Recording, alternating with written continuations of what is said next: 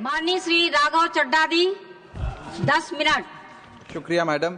Tax to live, tax to die and tax everything in between.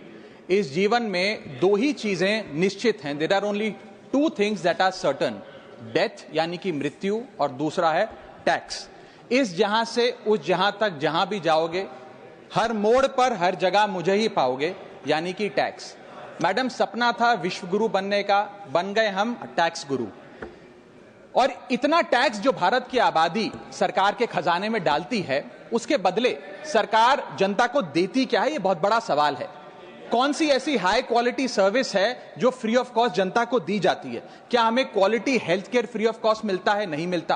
क्या हमें world class education मिलती है? नहीं मिलती। क्या हमें फ्री वर्ल्ड क्लास ट्रांसपोर्टेशन मिलता है? नहीं मिलता। क्या हाई क्वालिटी रोड्स मिलती हैं? अगर अच्छी हैं तो टोल टैक्स भरना पड़ता है। क्या 24 घंटे सातों दिन बिजली आती है? नहीं आती। तो इतना सारा जो टैक्स सरकार इकट्ठा करती है, उसका करती क्या है?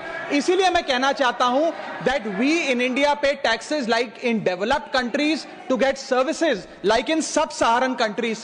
Madam, from the moment a child is born to the very moment his family mourns his death, the government is there at every step, not to help you, but to tax you. और आइए एक रोमांचक यात्रा पे चलते हैं। माननीय वित्त मंत्री जी हर बार मेरे सवालों का जवाब देते हुए मुझ पर तंज कसती हैं और कहती हैं कि शायद ये चार्टर्ड अकाउंटेंट नहीं है, इनकी डिग्री असली नहीं है, तमाम तरीके की बातें मेरे बारे में कहती हैं, निजी हमले करती हैं। मैं उनका बहुत सम्मान करता हूं, मेरे मन में उनके प्रति बहुत आदर है। ओहदे में, हैसियत में, उम्र में, अनुभव में बहुत बड़ी है मुझसे। लेकिन आज मैं इस सीए की डिग्री को किनारे करके सरल भाषा में आम आदमी की तरह इस देश के आम आदमी का दर्द आपके सामने रखना चाहता हूं कि कैसे हमारे जन्म होने से लेकर हमारे मरने तक टैक्स पे टैक्स सरकार हमसे वसूलती है। मैं आपके सामने जीवन के 8 चरण, 8 स्टेजेस ऑफ लाइफ रखना चाहता हूं।